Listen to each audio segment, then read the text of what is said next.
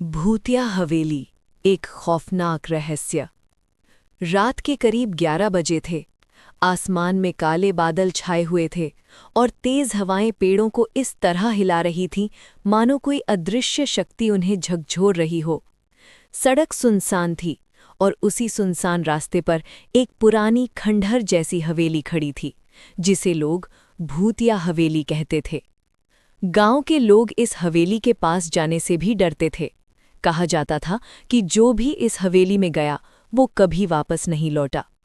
राहुल, अजय, नेहा और पूजा 4 दोस्त शहर से गांव घूमने आए थे।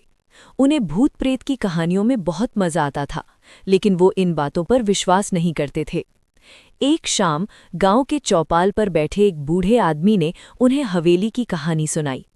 बेटा, उस हवेली में मत जाना, वहां मौत रहती है, बूढ़ा कांपती आवाज में बोला। राहुल हंस पड़ा। अरे बाबा, ये सब अंधविश्वास है। अजय ने चुनौती दी। अगर हिम्मत है तो आज रात वहीं चलते हैं। नेहा थोड़ी घबराई।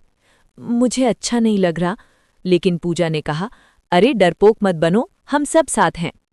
आखिरकार उन्होंने तय किया, आज रात वो हवेली में जाएंगे। रात 12 बजे चारों दोस्त टॉर्च लेकर हवेली के सामने खड़े थे। हवेली का बड़ा लकड़ी का दरवाज़ा अपने आप चरमराते हुए खुल गया। क्रीक। चारों एक दूसरे को देखने लगे। किसने खोला? पूजा ने डरते हुए पूछा। हवा होगी, राहुल ने खुद को संभालते हुए कहा। लेकिन अंदर जाते ही उन्हें ठंडक का एहसास हुआ, जैसे अचानक तापमान गिर गया हो। दीवारों पर पुराने चित्र लगे थे, जिनकी आंखें ऐसा लग रही थीं मानो उन्हें देख रही हों।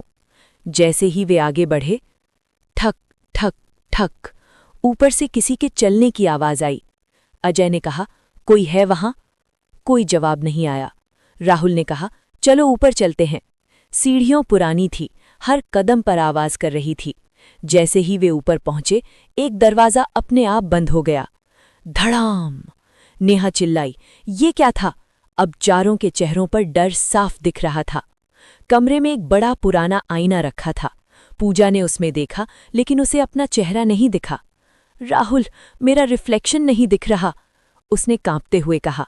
सबने आईने में देखा और अचानक उसमें एक और चेहरा दिखाई दिया, एक डरावनी औरत का चेहरा जिसकी आंखें लाल थीं। आह! चारों डर कर पीछे हट गए। आईना अपने आप टूट गया। अब डर के बावजूद राहुल ने कहा, हमें सच पता करना होगा। उन्हें एक पुरानी डायरी मिली। डायरी में लिखा था, मैं, इस हवेली की मालकिन, अपने ही परिवार के विश्वासघात का शिकार हुई। उन्होंने मुझे मार दिया और अब मेरी आत्मा यहाँ भटक रही है। नेहा बोली, तो ये हवेली सच में भूतिया है। अचानक टॉर्च बंद हो गई। पूरा कमरा अंधेरे में डूब गया। फिर किसी के रोने की आवाज आई।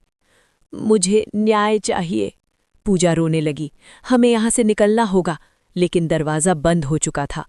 अचानक उनके सामने एक धुंधली आकृति दिखाई दी। वो वही औरत थी, डायरी वाली। उसकी आवाज़ गूंज रही थी। तुम यहाँ क्यों आए हो? राहुल ने हिम्मत करके कहा, हम तुम्हारी मदद करना चाहते हैं। आत्मा कुछ पल शांत रही। अगर सच में मदद करना चाहते हो तो मेरे हत्यारों का सच दुनिया को बताओ। उन्होंने हवेली के तहखाने में जाकर खोज शुरू की। वहां उन्हें पुराने कंकाल मिले और एक खंजर।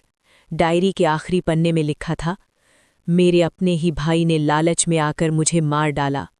अजय ने कहा, हमें ये सब पुलिस को बताना होगा। जैसे ही वे बाहर जाने लगे, हवेली हिलने लगी, दीवारें टूटने लगी। आत्मा की आवाज फिर गूंजी, क्या तुम सच में मेरा सच बाहर ले जाओगे? राहुल ने जोर से कहा, हाँ। अचानक दरवाज़ा खुल गया। सुबह होते ही वे गांव वालों के पास गए और पूरी कहानी बताई। पुलिस आई और तहखाने से सबूत मिले। हवेली की मालकिन को न्याय मिला। अंतिम दृश्य। कुछ दिनों बाद चारों दोस्त फिर से उस हवेली के पास गए। अब वो हवेली शांत थी, कोई आवाज नहीं, कोई डर नहीं। जाते जाते राहुल ने पीछे मुड़कर देखा, खिड़की में वही औरत खड़ी थी, लेकिन इस बार उसके चेहरे पर मुस्कान थी। समाप्त।